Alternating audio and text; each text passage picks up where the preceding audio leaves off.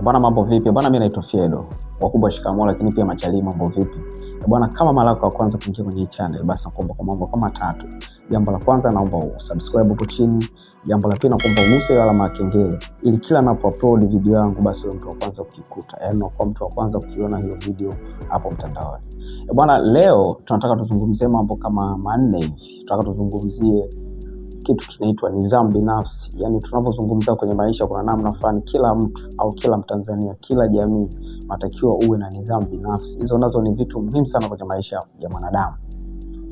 Bwana, nidhamu binafsi zipo kuna kama makundi manne au matano ya nidhamu binafsi, na ni muhimu sana kila mtu kuyafahamu. Kundi la kwanza au nidhamu ya kwanza, nidhamu binafsi ya kwanza, ni lazima uwe na nidhamu ya pesa. Nidhamu ya pesa, hicho ndio kitu cha kwanza. Unajua watu wengi sana wameshindwa kufanikiwa kwa sababu hawana nidhamu ya pesa. Nidhamu ya pesa ni moja kati ya kitu kikubwa sana ambacho kila mtu anayepambana, kila mtu mwenye malengo fulani ya kufanikiwa au kufika sehemu fulani lazima awe nayo. Usipokuwa na nidhamu ya fedha, basi inakuwa ni ngumu sana kufanikiwa.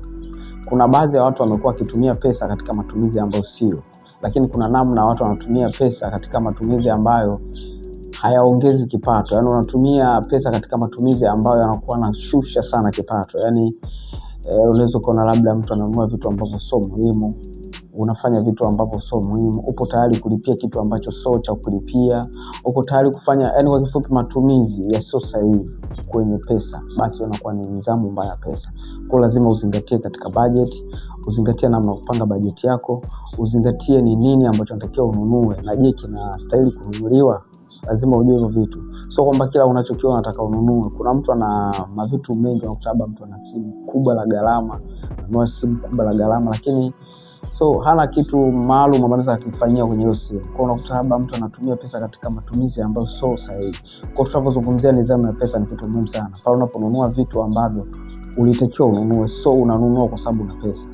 Ni muhimu sana kuwa na nidhamu ya pesa. Lakini pia nidhamu ya pesa ni mfumo fulani ambao unatakiwa uwe hata kwenye budget. Kuna namna fulani unajua hicho unatakiwa utumie, pesa hiyo unatakiwa utumie kwenye hiki, lakini pesa hiyo unatakiwa utumie hiki kwenye hiki. Lakini pia ni muhimu zaidi kutumia kwa matumizi sahihi na sio kutumia kwa mihemko, kwamba unafanya kitu kwa sababu watu wengine wamefanya, lakini kitu ambacho unakifanya hukutakiwa kukifanya, au umefanya kwa sababu watu wengine wamefanya. Kwa hiyo ni mbaya. Kwa kwenye nidhamu ya pesa, tumia pesa, lakini tumia pesa kwa mpango maalum, lakini pia panga budget.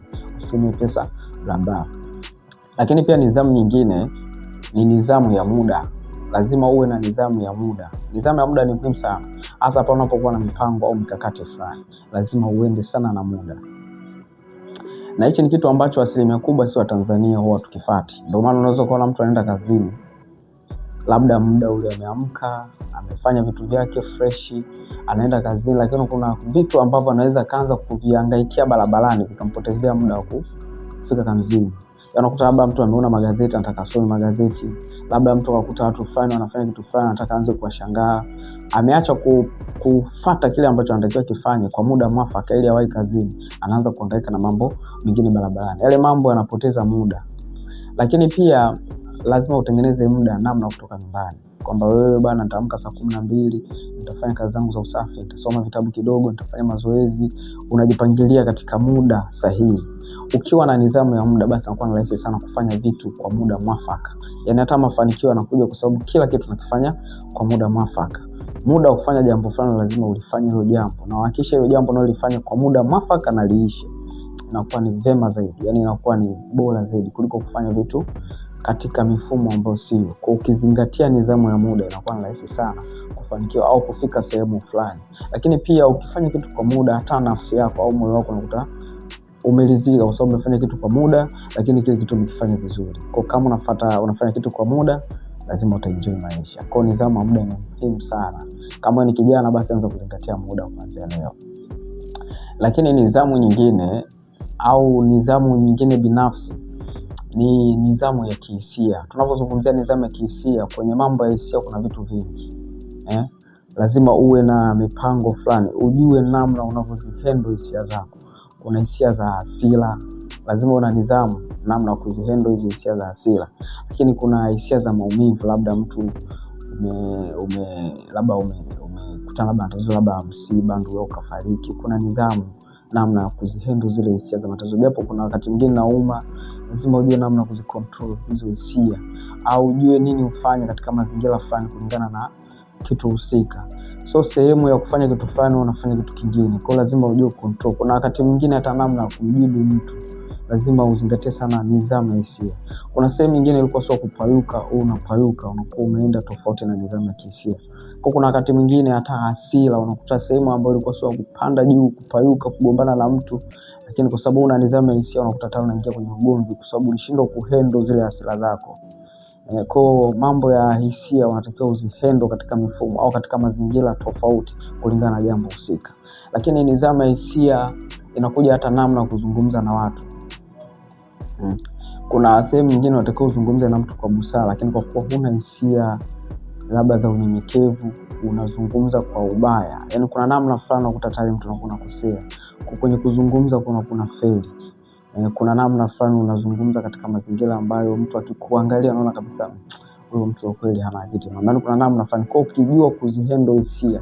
Kuna hisia za kulia, hizi lazima ujue kuzihandle.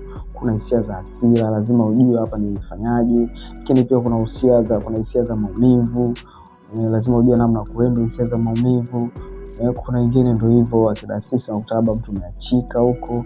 Zile kuzihandle hisia za kuachika, au mtu ulikuwa unampenda sana ameenda kwenye maisha mengine, zile hisia zote unataka ujue namna kuzihandle. Kwa ukiwa na nidhamu ya hisia, ukajua nini ukifanye kwenye hisia zinazokukabili kwenye tatizo, basi inakuwa ni rahisi sana. Kwa ukiwa na nidhamu ya hisia inakuwa ni poa zaidi. Utakuwa unafanya hisia au utafanya mambo kwa hisia zile ambazo zinatakiwa, na sio kufanya mambo kwa hisia ambazo zinakuwa labda muda mwingine zinaharibu amani ya watu wengine na vitu vingine. Kwa hivyo kwa nidhamu ya hisia nayo pia ni muhimu. Lakini pia nidhamu nyingine ni nidhamu ya kujiendeleza. Wataalamu tunasema nidhamu ya kuwekeza labda kwenye kile unachokipata. Utakiwa uwe na uwezo wa kujiendeleza pale ulipoishia uendelee. Yaani kuna namna fulani labda uko na lengo fulani. Unataka labda ile lengo bwana makao unataka nifungue duka.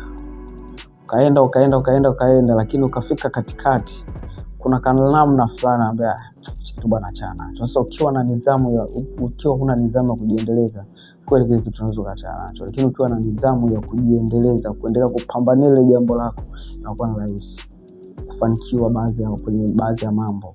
Hata kama labda kuna namna fulani labda unaanza kukata tamaa, lakini ukishakuwa na nidhamu ya kujiendeleza inakuwa ni moto. Kwa hiyo ukiwa na nidhamu ya kujiendeleza pia na muhimu.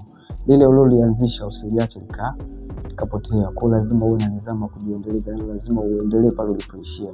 Kwa inakuwa ni bora zaidi kuliko kufanya vitu katika mazingira ambayo sio sahihi. Kwa ni muhimu sana kuwa na nidhamu ya kujiendeleza. Hiyo ni muhimu. Kama unaanzisha jambo kisha unakuwa na nidhamu ya kulimaliza hiyo jambo. Lakini pia nidhamu nyingine ni nidhamu katika kazi. Hapa katika kazi bwana, hapa ndio pana mambo mengi. Na wengi ndio tumefeli hapo kwenye nidhamu katika kazi. Hiyo pia ni nidhamu binafsi ambayo unatakiwa nayo hata ukiwa kazini. Kuna namna fulani lazima uwe na nidhamu katika kazi, hata namna kuzungumza na bosi wako. Kuna baadhi ya mambo mengine hutakiwi kumwambia bosi wako, hutakiwi kuzungumza vile unavyozungumza na marafiki zako, basi kuzungumza na bosi wako kwa kazini. Kwa lazima uwe na nidhamu sana katika kazi. Na hii nidhamu sio mpaka uambiwe na mtu, unatakiwa uwe na nidhamu binafsi katika kazi. Lakini pia nidhamu katika kufanya kazi kwa mipango maalum. Kwa mfano, ulipanga bwana leo nataka nimalize labda kwa shambani, kama leo bwana nataka nilime hapa mpaka pale.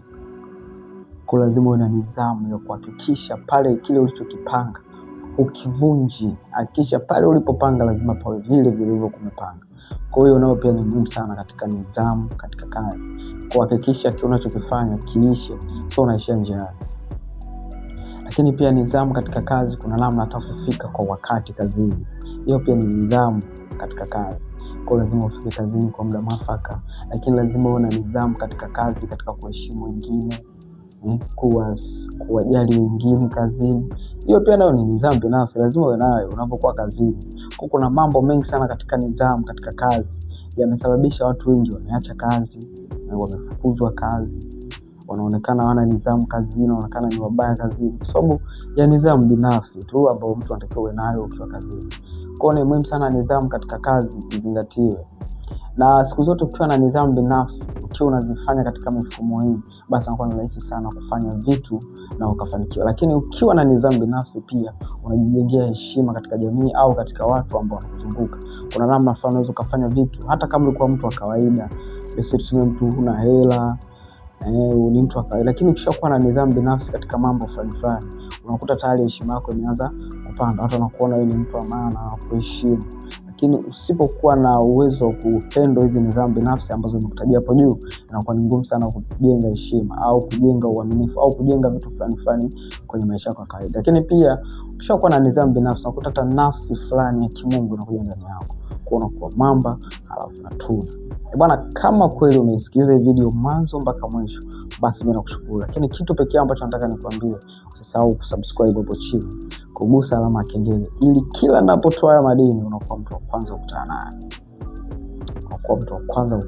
Lakini pia usisahau kucomment hapo chini. Comment ambacho umejifunza alafu na kwa unyama sana. Bwana, Mungu awabariki na kazi njema. Tupambane na tuwe na nidhamu katika maisha yetu. Nidhamu binafsi ni muhimu sana. Mungu awabariki sana.